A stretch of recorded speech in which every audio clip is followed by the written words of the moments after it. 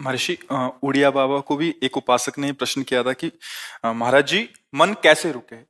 तो उड़िया बाबा ने उत्तर दिया, नियम पालन से। यदि हम नियम पर दृढ़ रहें तो मन हमारा क्या कर सकता है? नियम तो परमात्मा देखता है, हम लोग नियम पर दृढ़ नहीं रहते, इसी से हमारे देश की दुर्दशा है। संध्या वंदन तक का नियम जाता रहा है, भजन करने के लिए नियम की बड़ी आवश्यकता। हाँ, बड़े नियम की आवश्यकता है। तो जैसे प्रातः काल से सायंकाल तक की हर व्यक्ति की अपनी एक दिनचर्या होनी चाहिए। ऐसा नहीं कि आज हम 4 बजे उठे, कल 7 बजे उठे, पर फिर मन को आप कंट्रोल नहीं कर पाएंगे। मन के लिए एक दिनचर्या होनी चाहिए कि हमको 10 बजे सोना है, 4 बजे उठ जाना है। तो फिर 4 से 4:15 नहीं होना चाहिए, 4 बजे उठ जाना, ऐसा नियम बना ले। और उठ करके हमको थोड़ी देर नाम जप करना है, थोड़ी देर हमें वाणी जी का गायन करना है, थोड़ी देर हमें ध्यान, एक अपनी दिनचर्या। फिर हम अपने संसार के कार्य के नियम, जो संसार के कार्य हैं, उनको भी करते हुए भगवान को समर्पित करें। जैसे जो पद में है, जो आपको राष्ट्र सेवा मिली है, जो आपको समाज सेवा के पद मिले हैं, या आपको जो घर की सेवा के कार्य मिले हैं, उनमें बहुत धर्म पूर्वक आचरण होना चाहिए। अगर आप अधर्म आचरण करते हैं, अपने पद का दुरुपयोग करते हैं, तो आप सुबह जग करके थोड़ा माला चला लीजिए, फिर भी आपका कल्याण नहीं होगा, क्योंकि आप अपने पद का, अपने सेवा का दुरुपयोग कर रहे हैं। जैसे हम जानते हैं कि अधर्माचरण है, ये अधर्मी है, हमें पता है दोषी है, और वो हमको कुछ धन दे देता है, और हम उसको मुक्त करवाने की बात सोचते हैं, और जो निर्दोष है उसको फंसा देते हैं। अब तुम चाहे जितना माला चलाने की कोशिश करो या दान पुण्य करो, वो तुम्हारा अधर्म आचरण, वो अधर्म का धन तुम्हें सतमार्ग में नहीं जाने देगा। नियम लेना चाहिए कि जिस पद में है, जिस धर्म में है, जिस कर्तव्य में है, चाहे कुछ भी हो जाए, हम अपने कर्तव्य से विमुख नहीं होंगे। जितना जप महान है, उतना ही कर्तव्य महान है। दोनों बातें समझना है।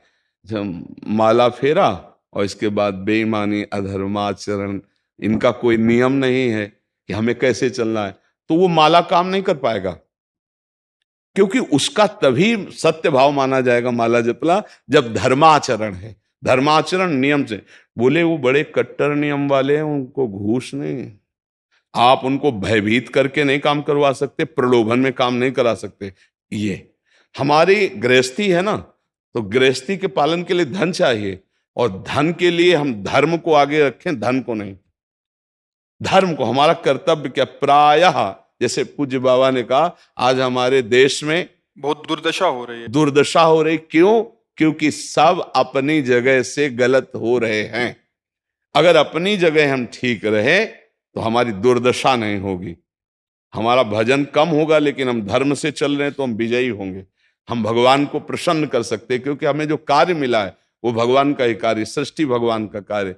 जैसे नए बच्चे कुछ वकालत पढ़ रहे थे, तो यहाँ के प्रश्न किया था कि हम जानते हैं कि वो दोषी नहीं है, हम जानते हैं कि वो दोषी है, पर दोषी हमें पैसा दे रहा है, तो हम वकालत पढ़ी इसीलिए, हम उसको जिताएंगे, तो क्या कोई पाप है? तो उनका खुला पाप है। बोले नहीं, हमारी कोई ऐसा कंपनी दो, ऐसा कुछ बोले कि हमारी कंपनी को ये सिखाया जाता है, तो हमको तो ये करना ही होगा, अगर नहीं करेंगे तो हमारी वकालत का मतलब क्या रहा? तो नहीं, वकालत का मतलब अधर्मी को मुक्त करवाना नहीं है। वकालत का मतलब अधर्मी के सबूत एकत्रित करके उसको दंड दिलवाना है, और धर्मात्मा को मुक्त करवाना है। अब इसके लिए आपके पास अर्थव्यवस्था अगर कमजोर भी है, तो धर्म व्यवस्था आपकी पूरी है। धर्म व्यवस्था ठीक है तो परिवार स्वस्थ रहेगा, सुखी रहेगा, भगवान आप पर प्रसन्न रहेंगे। अच्छा, फिर हमने तर्क रखा कि जैसे आपकी बहन के साथ कोई गलत व्यवहार करे, आपको पता है, और वो आपको 10 लाख रुपया घूस दे, तो क्या आप उसका पक्ष लेंगे? नहीं। तो फिर दूसरी बहन के साथ किया है। अब यहां विचार करना है ना, अपने भाई का अगर कत्ल किए हो, मुझे पता हो कि ये दोषी है, तो क्या हम पैसे से उसको मुक्त करने देंगे? लगेगा कि जान की बाजी लगा देंगे, और तुम्हें हम, ऐसे ही एक गरीब आदमी की किसी ने हत्या की है, तो आपका पक्ष बनता है। पर यह ज्ञान कहां मिलेगा? बिना अध्यात्म के ज्ञान तो मिलेगा नहीं। ज्ञान तो इस बात का मिला कि कैसे पैसा कमाया जाए। अच्छा, वो पैसा यदि अधर्म से आया है तो आपकी दुर्दशा कर देगा, आपकी बुद्धि भ्रष्ट कर देगा। तो जो बाबा कह रहे हैं कि आज हमारे समाज की बड़ी दुर्दशा हो रही, उसका कारण यही है कि हमें अध्यात्म का ज्ञान नहीं, हमें धर्म का ज्ञान नहीं, और बड़ी बड़ी गलतियां हो जाती है। बिल्कुल पता है आदमी निर्दोष है और हम धन के प्रभाव से उसको दंड दे देते हैं। वो दंडा भगवान जब आपको पलट कर देंगे तो आप सह नहीं पाओगे, उसका परिणाम बहुत बुरा होता है। तो इसलिए समाज को चाहिए अपने अपने कर्तव्य का पालन करते हुए एक नियमावली बना ले। जैसे कुछ दुकानों का नियम होता है कि वहां फिक्स रेट होता है, नहीं होता? वहां ये नहीं चलेगा कि कसम से कहते हैं कि तुम्हें हम अपना जान करके कि 100 रुपया मीटर ये मिला है, हम बिल्कुल मुनाफा नहीं ले रहे। नहीं, झूठ क्यों बोल रहे हो? दुकान खोले हो मुनाफा के लिए, झूठ क्यों बोल रहे हो? नहीं लेंगे मुनाफा, हम जितने का लाए हैं उससे मुनाफा लेंगे, पर 120 रुपया मीटर देंगे, कपड़ा बढ़िया है, नाप फिट है, इससे नीचे नहीं उतरेंगे, हमें सफाई देने की जरूरत नहीं है कि हम कसम खाते हैं या ऐसा। जानते हो ये बिजली है, दुकान है, नौकर लगे हैं, तो इसका मुनाफा लेने के लिए दुकान खोलें, कोई दान करने के लिए तो नहीं। तो सबको पता है मुनाफा लेगा, लेकिन एक फिक्स दाम, उसे 10-20 रुपया का मुनाफा लेकर के हम उसको बेच रहे हैं। लेकिन झूठ क्यों बोले? बोले झूठ के बिना धंधा नहीं चलता। नहीं, ऐसा नहीं है। अब असत्य बोलोगे तो उससे जो आपको मुनाफा मिलेगा वो आपकी बुद्धि भ्रष्ट करेगा, और सत्य है कि मुनाफा के लिए है वही चीज, और आप एक फिक्स रेट में दे रहे, बढ़िया है। अब अगर आप कोई मिलावट करके भोजन सामग्री दे रहे हैं, आपको पता है, तो जो खाने वाले के हृदय में बैठे हुए भगवान है वो तुम्हारे जीवन में मिलावट कर देंगे, तुम्हारा जीवन महान दुखमय हो जाएगा। ये कहां समझा जाता है? एक आदमी सिंथेटिक दूध बना रहा है, उससे कहो ये अपने बच्चे को पिला, नहीं पिलाएगा। फिर ये दूसरे का बच्चा जब पिएगा तो उसकी हालत क्या होगी? दूसरे शरीर में जाएगा तो हालत क्या होगी? वो केवल धन की बुद्धि रख रहा है। एक आदमी घी में केमिकल मिला रहा है, एक ऐसे अभक्ष्य पदार्थ मिला है, वो स्वयं नहीं खाएगा, लेकिन वो होटलों में भेजा जाएगा, हजारों लाखों लोग खाएंगे, बीमारी बढ़ेगी, उसको रुपया से मतलब है। ये चीज, ये दुर्दशा हर जगह धर्म का ज्ञान न होने के कारण फैल रही, नहीं फैल रही। एक मरीज बीमार है, असली दवाओं में पैसे ज्यादा है, नकली दवा लेकर के असली के दाम में बेच देना, उसको बिल्कुल फायदा ना होना। लेकिन परमात्मा देख रहा है, तुम जानते हो नकली दवा है, वो तो नहीं जानता बेचारा, ज्यादा पढ़े लिखे नहीं, किसान आदमी गांव का आया है, तुमने दे दिया और उसने पैसा दिया असली के। अब वो पैसा तुम्हारी बुद्धि भ्रष्ट करेगा, तुम्हारे परिवार में कलह पैदा करेगा और तुम्हारा पतन कर देगा। ऐसे हर डिपार्टमेंट में, हर विषय में यदि हम अपने धर्म से चले, अपने सत्य से चले और थोड़ा भी भजन होगा, वो आपको उत्तम गति प्रदान करेगा। पर ऐसा कहां समझ में आ रहा? अध्यात्म के बिना भला ऐसा समझ में आएगा? तो इसीलिए कह रहे हैं हमारे देश की दुर्दशा हो रही। पूर्वजों में पहले ये था कि हमारा धर्म नहीं जाना चाहिए चाहे प्राण चले जाएं, हमारा चरित्र नहीं जाना चाहिए चाहे सर्वस्व नष्ट हो जाए। आज इसकी कोई परवाह नहीं, तो उसी से बुद्धि भ्रष्ट हो जाती है, जीवन एक पशुवत आचरण वाला हो जाता है, और वो अपने को बड़ा सुखी समझने लगते हैं कि हमारे पास बड़ा वैभव है। लेकिन प्यारे, उस दिन को याद करो जिस दिन तुम्हारा आखिरी समय होगा, ना तुम्हारा फार्म हाउस जाएगा, ना महल तुम्हारा जाएगा, ना बैंक बैलेंस जाएगा, ना कोई व्यक्ति, और ना ये शरीर। अब तुम्हारे कर्म तुमको भोगवाएंगे। उस समय की कौन याद करता है? अगर उस समय की याद हो तो भय लग जाए कि नहीं नहीं, पाप नहीं करूंगा, क्योंकि जाना है यहां से। अच्छा, कब जाना कुछ पता नहीं है, किसी भी समय ट्रांसफर हो सकता है इस शरीर से। तो हमें लगता है कि महापुरुषों के जो वचन है कि हमें एक नियम से जीवन जीना चाहिए, धर्म पूर्वक जीवन जीना चाहिए, अपने कर्तव्य का पालन करना चाहिए। जो हमारे लिए कर्तव्य, आज प्रायः धन प्रधान बुद्धि होने के कारण कर्तव्य स्वाहा हो रहा है। एक विद्यालय में विद्यार्थी के लिए जो गुरु पद में बैठा है, उसका क्या कर्तव्य है? वो अपने कर्तव्य को भूला हुआ है। भला छोटे छोटे विद्यार्थियों को, जिनकी नींव पूरे राष्ट्र सेवा में, समाज सेवा में ये बन सकते हैं, अगर उनको हम सही शिक्षा नहीं दी तो उनका पूरा जीवन बर्बाद हो जाएगा। अगर उनको हम गलत सपोर्ट कर दिए तो उनका पूरा जीवन बर्बाद, क्योंकि नया जीवन है। और जगह जगह अपने अपने कर्तव्यों का यदि पालन किया जाए तो पूरा समाज सुखी हो जाए। लेकिन कर्तव्यहीनता आ रही, कोई अपने कर्तव्य को नहीं समझ रहा है।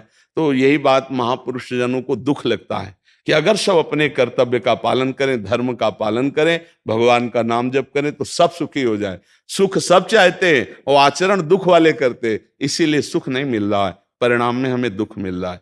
सच्ची मानना, वो रुपया पूरे परिवार में अशांति पैदा कर देगा। और धर्म पूर्वक 100 रुपया लाओगे और 4-5 परिवार के बैठ के नमक रोटी खाओगे, आनंद से सोओगे, बड़ा प्यार रहेगा, भगवान की कृपा रहेगी। पर ये बात समझ में नहीं आती है। तो ये वृत्ति अगर छोड़ी ना जाएगी तो कुछ भी कर लो, कहीं भी दान पुण्य कर लो, लाभ नहीं मिलेगा। अगर दान देने की बात कही गई है तो धर्म पूर्वक कमाए हुए धन से। अगर आप मेहनत से कमाए हो ना, 10 रुपया दे दोगे ना, तो 10 रुपये का वो आटा लाके अगर 2 रोटी खाएगा तो खूब वजन होगा। वो आप 1 लाख रुपया बेईमानी कर रख दोगे ना, तो बैठे बैठे वो गंदा ही सोचेगा, वजन नहीं होगा। उसका गंदा सोचना और आपका गंदा करना दोनों मिल करके, उसके कारण भी तो आप बने ना, तो आपका ही पतन हो जाएगा। उसको तो भगवान बचा लेंगे क्योंकि भगवान की शरण में है। तो मुझे लगता है अधर्म के धन से कभी किसी को लाभ नहीं मिलता। तो अपने कर्तव्य का पालन करते हुए यदि नाम जप किया जाए तो बहुत जल्दी हमको लाभ प्राप्त हो जाए। बहुत सुंदर मतलब ये चर्चा होती है, अगर आप लोग इसको धारण कर लें तो निहाल हो जाएंगे। सच्ची कह रहे, ये जो बातें हैं ये बहुत सुंदर जीवन को पुष्ट करने वाली हैं, पर आप धारण कर लें तो बात है। नहीं तो जैसे लाभ दिखाई दे रहा 50,000, तो ये बातें भूल जाओगे, ये बातें अच्छी नहीं लगेंगी। हे यार, बहुत बढ़िया काम घर में आएगा, पर हमारी ये बात ध्यान रखना, वो 50,000 घर में अशांति पैदा कर देगा। सच्ची मानना, आप धर्म से चलना, धर्म से चलोगे तो भगवान तुम्हारी रक्षा में रहेंगे। अधर्माचरण, देखो कैसी कैसी घटनाएं होती हैं। बढ़िया कार है, फिल्मी गाना लगाए चल रहे हैं, और वो एक्सीडेंट हुआ, आग लग गई, बाहर निकल ही नहीं पाए, वो अंदर ही जल गए। क्या हुआ? ये करोड़ों रुपए की कार भूंज दिया तुमको अंदर ही बैठाल के, धू धू करके आग लग गई, अंदर जल।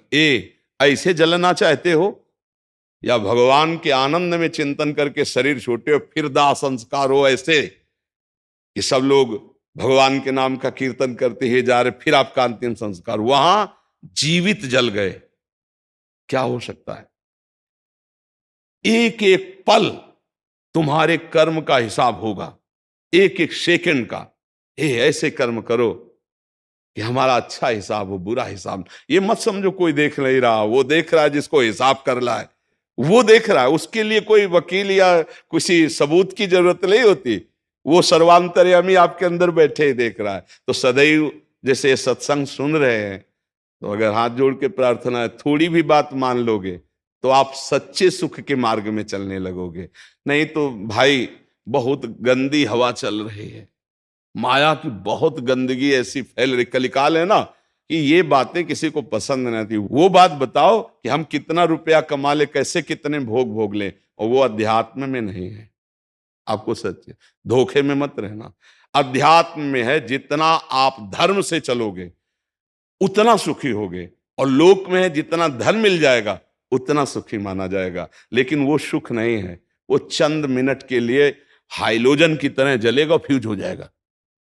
और धर्मात्मा दीपक की तरह जलेगा, पर बहुत काल तक चलता रहेगा। इन बातों का चिंतन कीजिए, खूब नाम जप कीजिए और भगवान के भरोसे रहिए, गंदे आचरण मत कीजिए।